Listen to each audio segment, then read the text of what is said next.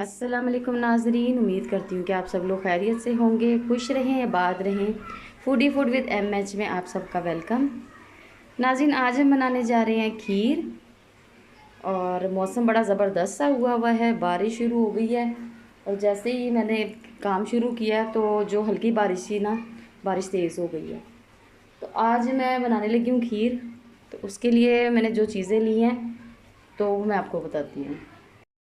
जी नाज़रीन, ये देखिए, दूध जो है तकरीबन 10 किलो दूध था, जिसको मैंने पकाने के लिए रख दिया हुआ है। और मैंने इसको, ये नीचे क्योंकि पतीला बड़ा था तो मैंने इसको नीचे चूल्हे पे रखा है पकने के लिए। 1 घंटे से ये दूध पक रहा है। खुला दूध लिया था मैंने बाज़ारी। इसके बाद मलाई आ चुकी हुई है, लेकिन अभी मज़ीद 2 से 3 घंटे और मैं इसको पकाऊँगी। और उसके बाद खीर बनाने का प्रोसेस स्टार्ट करेंगे। और इसमें जो चीज़ें जिस दिन क्वान्टिटी के साथ डलनी है वो भी मैं आपको बताऊँगी।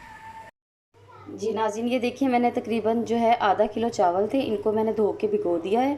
ये 3 से 4 घंटे जो है, जितनी देर में दूध पकेगा उतनी देर में ये भीगे रहेंगे। क्योंकि खीर में जो चावल डाले जाते हैं उनको 4-5 घंटे के लिए अगर भिगो के रख दिया जाए ना, तो उससे खीर में अच्छे मिक्स हो जाते हैं और अच्छी खीर बनती है। तो ये तकरीबन आधा किलो चावल हैं, जो कि मैं 10 किलो दूध में यूज़ करूँगी। ठीक है। ये देखिए नाज़रीन, दूध को पकते हुए तकरीबन 5 घंटे हो चुके हैं। और दूध देखें अब इस तरह का हो गया है। तो अब करना ये है कि जो दूध का जो मैं चूल्हा है वो मैंने बंद कर दिया है। अब ये रूम टेम्परेचर पे जब दूध आ जाएगा तो हम तब इसके अंदर चावल डालेंगे। उसकी वजह ये है कि जब चावल हम गर्म दूध में डालते हैं तो वो चिपक जाते हैं और वो गुठलियाँ सी बन जाती हैं। तो उसके लिए ये टिप जो है उसको याद रखिएगा कि जब भी आप खीर बनाएं तो दूध को काढ़ने के बाद, और जब जो आपका जो दूध है वो रूम टेम्परेचर पे आ जाए तो उसके वक्त आप इसमें चावल डालें। जी नाज़रीन, ये देखिए, दूध जो है वो रूम टेम्परेचर पे आ चुका है। अब ये जो मैंने इसके अंदर तकरीबन जो चावल थे, इनको मैंने धो के भिगो के रखा हुआ था। 4 घंटे हो गए इन चावलों को भी भीगे हुए।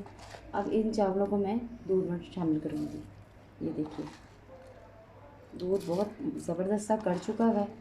ये सारे चावल इसमें मैं ऐड कर दूँगी और हल्की जो आंच है वो मैं उस पर रखूँगी पकाने के लिए।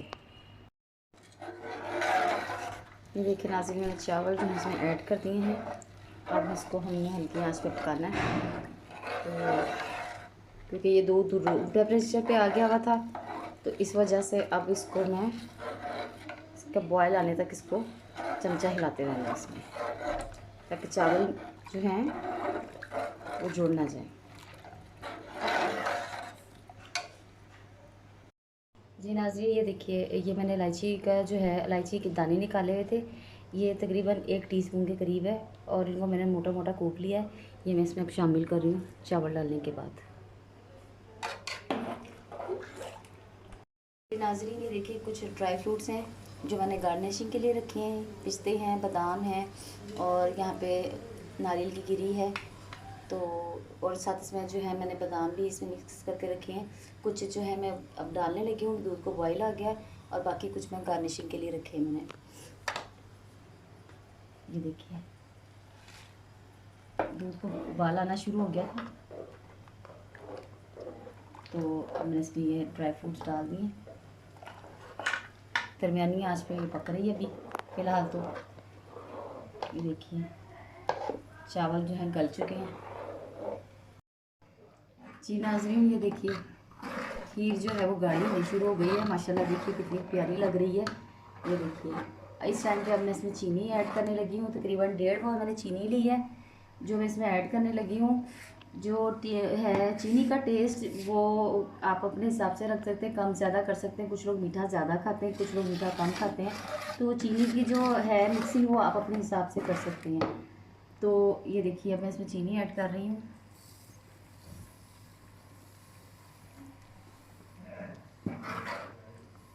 इस टाइम पे आके इसको हम लोगों ने जो है चमचा रोकना नहीं है, वरना आपकी सारी मेहनत ज़ाया हो जाएगी अगर खीर लग गई तो।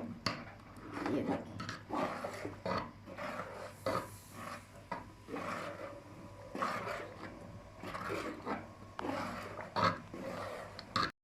जी नाज़रीन, ये देखिए, चीनी डाल दी तो आपको पता है चीनी डालने के बाद जो खीर है वो थोड़ी सी पतली हो जाती है। इसमें मुसलसल चमचा चलाते रहना है।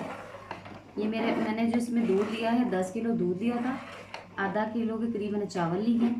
और उसके बाद जो क्वांटिटी मैं आपको इसलिए बता रही हूँ ताकि याद रहे, जो चीनी है वो तकरीबन 1.5 पाव इसमें डल गई है। और जो बाकी मेवा जात मैंने इसमें डालने हैं वो आपके सामने है। कुछ मैंने गार्निशिंग के लिए रख दिए थे। अभी फ़िलहाल इसको मैं थोड़ी देर और पकाऊँगी, उसके बाद हमारी खीर बन के तैयार हो जाएगी। जी नाज़रीन देखिए खीर बन के बिल्कुल रेडी हो चुकी है और ठूठियों में मैंने भर दी है।